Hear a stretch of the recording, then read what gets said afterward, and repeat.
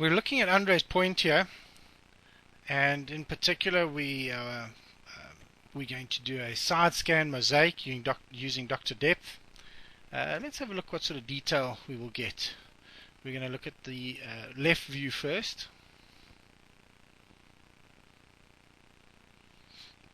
You can see along the shoreline. There we run along the shore and off to the point. Timber out on the point. You can see out on the point here in the center of the screen there's a lot of timber on the drop-off side, on the deep drop-off side of Andre's point. Coming back to the center of the screen, we've got all the rock there, which is right on top of the hump or Andre's point. Coming in there, we've got a little bay with some rocks and some pebbles there, and then we've got a weed line. You can see some nests. Coming back, you can see the section of the road. You can see the road that ran through from the old sediment charts there. There it matches up beautifully with our side scan mosaic. There's a little hump there in the middle of the screen with possibly a little stump of standing timber, and then the shoreline running around once again. Let's have a look at the other side now. This is your right view. You've got that piece of timber there, you've got a ledge going into the main channel with some standing timber, another hump. This is the part of the road with that lovely ledge there, a big ledge going out with that secondary hump that we spoke about. Going into the main point itself with a big drop off on it. There's sort of an outline. If you look at the center of the screen now, it looks like there could have been an old hut there. You can see there's some standing timber around there, and dead center in the screen now there's some man-made standing object there. It looks like a door frame of sorts. I can't say for sure, but it certainly is a hard standing object, probably about 5-6 foot tall or 6 foot high. You've got another little secondary hump out there off the road going onto a little ledge going into the main channel with some more standing timber. But let's look at this now.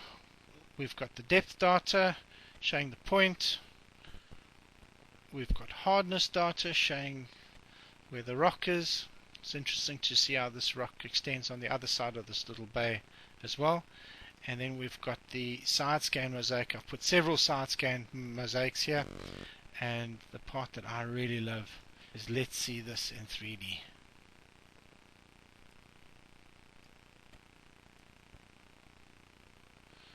This is showing the side scan mosaic in 3D. You can see the point coming down beautifully down the left of the screen. You can see the sonic shadows of the timber that is there. Obviously you're not going to see standing timber because it's a two-dimensional drawing that's been laid over 3D data. You've got that horseshoe little bay there.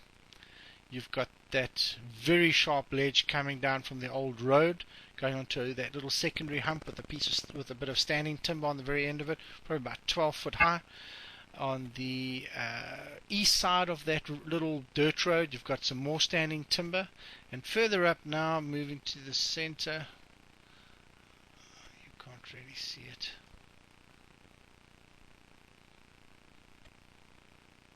Right on the left hand side of the screen you can see there's another little smaller hump leading down into the main channel. And that information will really help you to target this area very, very accurately. Waypoints can be taken of key structure that you're interested in. Merely hold down the control key and you double click and it will create a waypoint of that area. You can change those icons.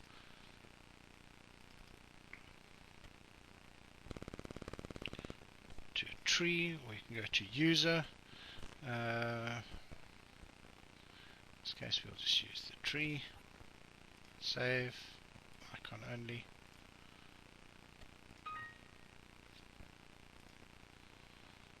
There's the tree showing there.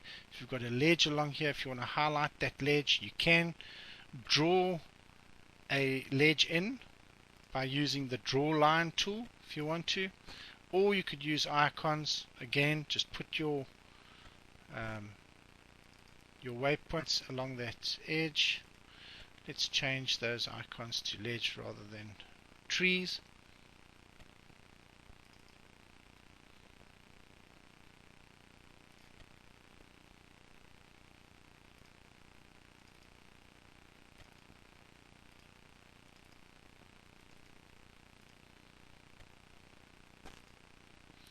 That'll show that's where the ledge is. There's a man-made object there. We're not too sure what that is, so we can also mark that. And this data then can be put into your Lorentz chart plotter.